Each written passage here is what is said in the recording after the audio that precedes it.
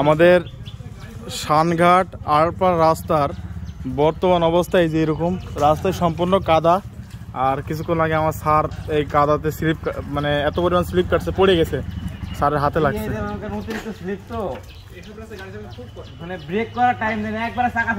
স্যারের হাতে লাগছে। এখন রাস্তার বর্তমান পরিস্থিতি এত খারাপ, রাস্তায় কাজ চলছিল, কাজ চলা অবস্থায় কাজ বন্ধ রাখার পরে এই যে এরকম ভাবেই করে দিচ্ছে।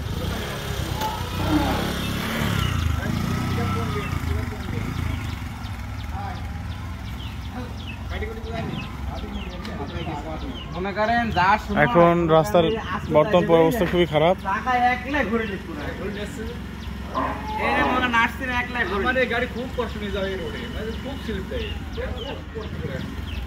আই বস, আমাদের গাড়ি স্লিপ করছে, এই যে আমাদের গাড়ি স্লিপ করছে, কিন্তু আসলে তারপর আমরা ঠেকাই ফেলছি, কিন্তু স্যার ঠেকাইতে পারেনি, স্যার পড়ে গেছে। বস বসো বসো বসো। রাস্তার যে অবস্থা, এই অবস্থাতে পড়বে, এটা স্বাভাবিক।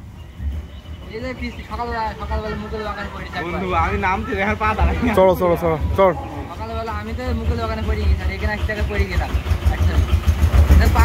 এত পরিমাণ গাড়ি চলাচল করে রাস্তায়, কিন্তু রাস্তার বর্তমান যে অবস্থা, এই রাস্তায় যাওয়ার মতো কোনো অবস্থা নেই।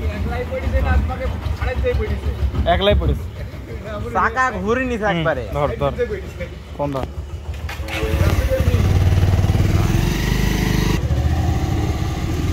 মানে রাস্তার পরিস্থিতি এত পরিমাণ খারাপ যে আসলে গাড়ি চালানোর মতো অবস্থায় নেই। আমাদের গাড়ির স্পিড পাস, এরপরও গাড়ি স্লিপ করছে।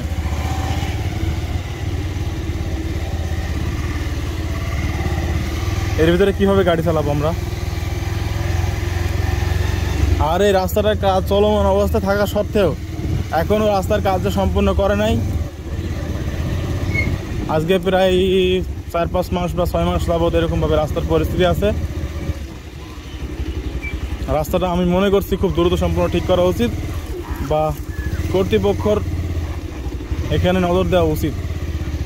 কারণ রাস্তাটা এখন শুধু অ্যাক্সিডেন্ট না, এটা মরণ ফাঁদ হয়ে দাঁড়াইছে। এই যে এই পরিস্থিতির ভিতরে এখন গাড়ি নিয়ে এভাবে চালাবো গাড়ি। আর এই রাস্তা দিয়ে তো প্রত্যেক দিন ট্রেক্টরে মাটি যায়, মাটিতে পড়ে পড়ে একবার রাস্তার এক স্তরণ মাটি হয়ে গেছে, খোয়ার পরে এক স্তরণ মাটি।